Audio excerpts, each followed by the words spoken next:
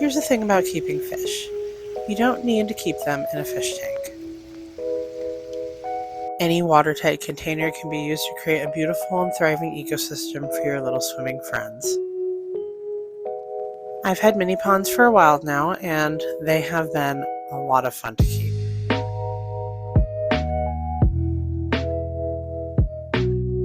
They've allowed me to shift my ways a little since you really only view a pond from above, unlike a fish tank. Ponds can be kept indoors and out and are about the same amount of maintenance as your typical fish tank. These don't have to be anything fancy. I've used plastic planting pots, buckets, plastic storage containers. Pretty much anything that you can find that can hold a decent amount of water will work for a little pond. I had been eyeing this 110-gallon stock tank online for a while now, and with the weather warming up, I decided it was time to go ahead and get it.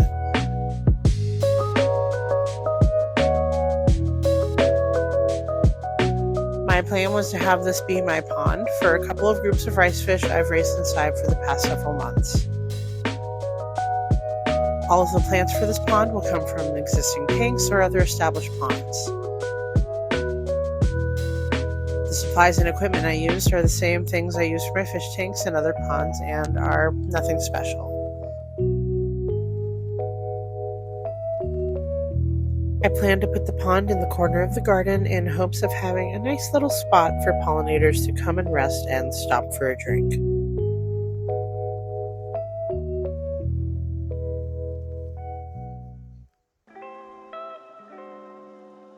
The garden was a mess from the last growing season and needed a lot of work before getting the pond in. The hole I dug for the pond ended up being around 7 inches deep. This stock tank measures around 20 inches tall, so I wanted to have it partially buried beneath the soil to provide some insulation in case it does get too hot or too cold outside.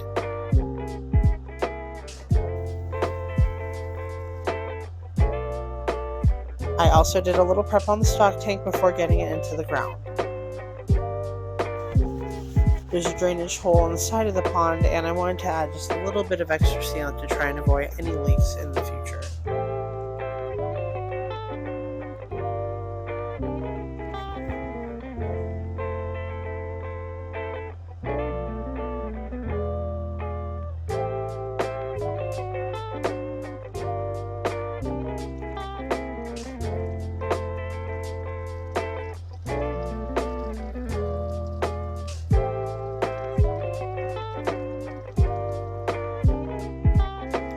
Now, if you have a planted tank or two, you definitely know the struggle of having way too many plants once you run out of space to replant your trimmings.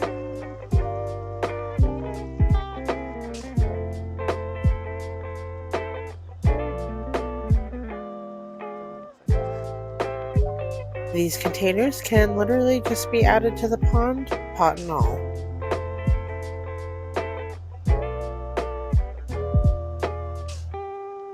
Setting up these kinds of containers is really easy. I usually either use aqua soil or dirt for the substrate. If I do use dirt or potting soil, I do like to cap it with either rocks or pea pebbles to keep everything from floating and mixing into the water.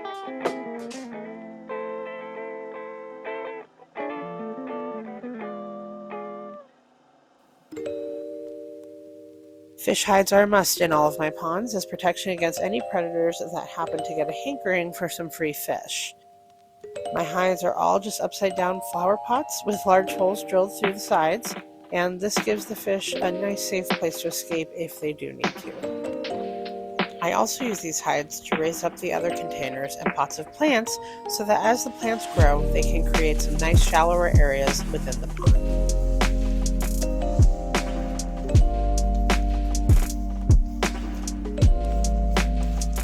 Since the pond is being kept outdoors, I needed to drill an overflow drainage hole.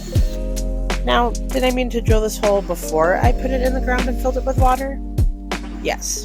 Yes, I did. Did forgetting that make this unnecessarily annoying? Yes. Fishing out those tiny bits of plastic was too much fun.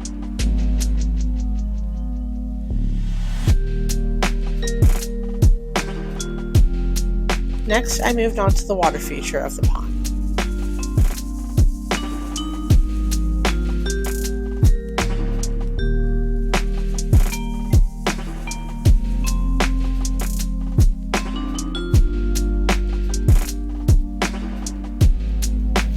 I already knew I wanted to repurpose some of the rocks and broken pots and fountains from around the garden.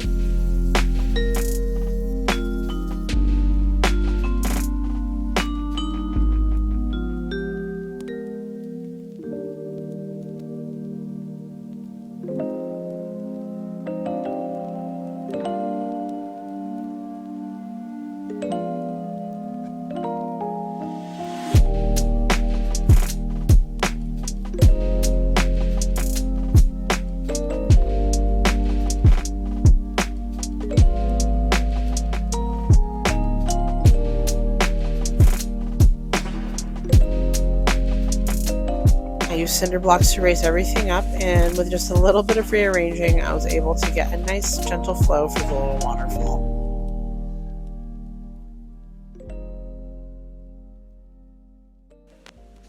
I ended up finding several patches of moss on a walk and took a few bits to place on the waterfall.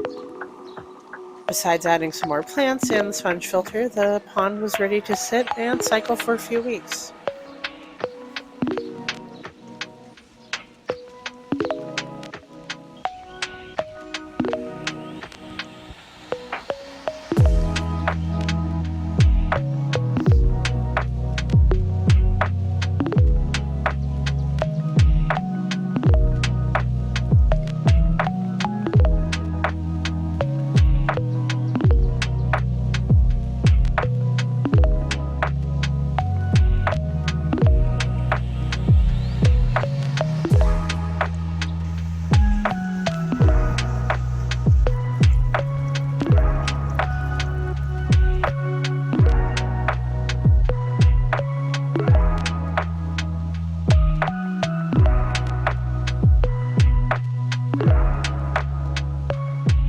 It was a little before the 2-week mark when I noticed the first little rice fish in the pond. Apparently, I forgot that there were definitely going to be eggs on all of the plants that I took from my other ponds, so these little babies had gone unnoticed being in such a huge volume of water. It just so happens that at the same time, I was already in the middle of raising around 50 other rice fish fry I had inside. So it only made sense to me to go ahead and just combine all of this new generation together.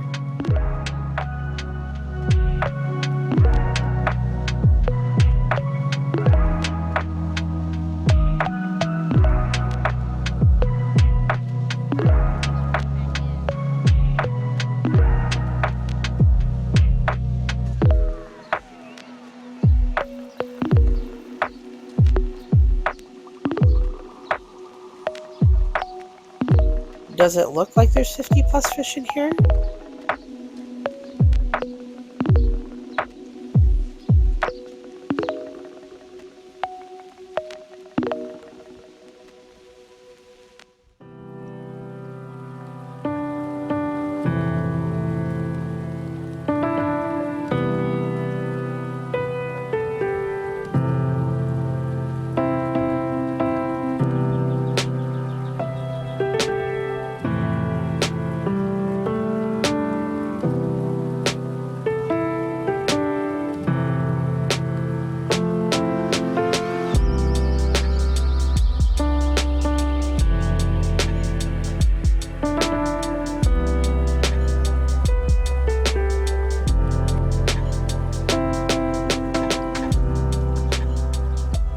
At some point, I decided to add one more pot of plants to the pond, mainly due to the overabundance of plants that I had trimmed from my other tanks. I'm going to apologize in advance for this planting technique, but I wanted to include this in the video because it's pretty much the epitome of lazy planting, and I'd be lying to you if I said this was the first time I planted like this. Do I recommend anyone planting like this? No, but these stems came from a particularly overgrown tank that was pretty much just a ball of tangled plants, and this is what I could muster up at the time.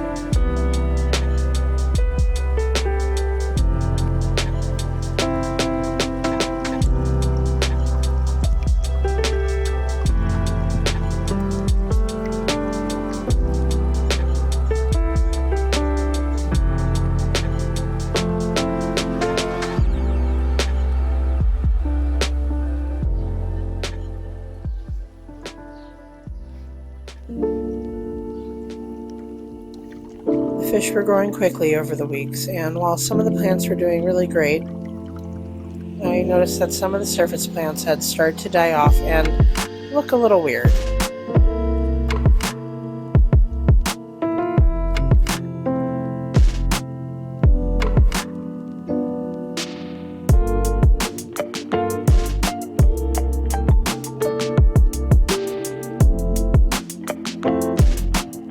This little plant-destroying taco is a pond moth, and what you are seeing here is the case it makes from the leaves of plants that they also like to eat.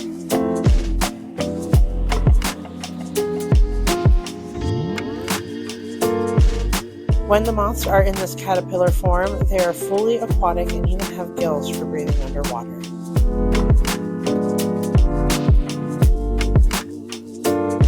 While I hated having the plants destroyed, I know that these little guys are just a part of having an outdoor pond. I removed a good amount of them out by hand, but at the end of the day, the pond is open to all of the bugs and creatures in the garden.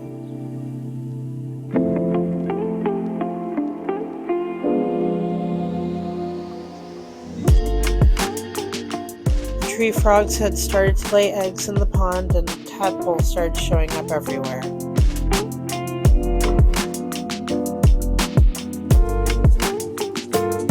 For the most part, the fish have left the tadpoles alone, although I haven't really seen any make it past this stage.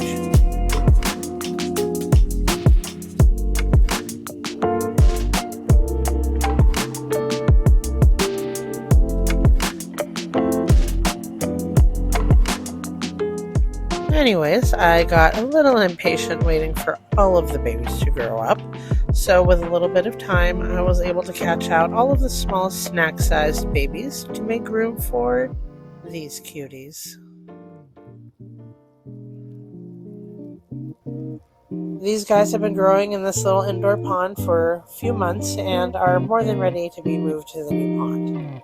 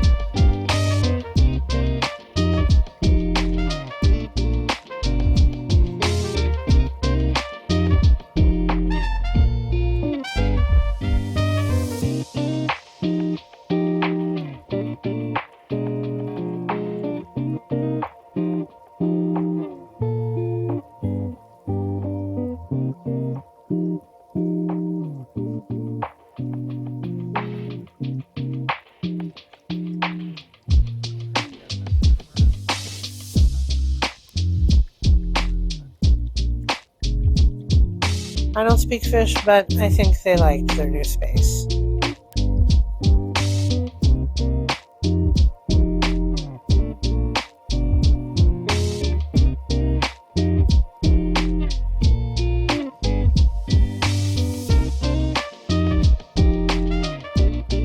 I'm so excited to see how this pond will continue to evolve over time and watch all of these fish thrive.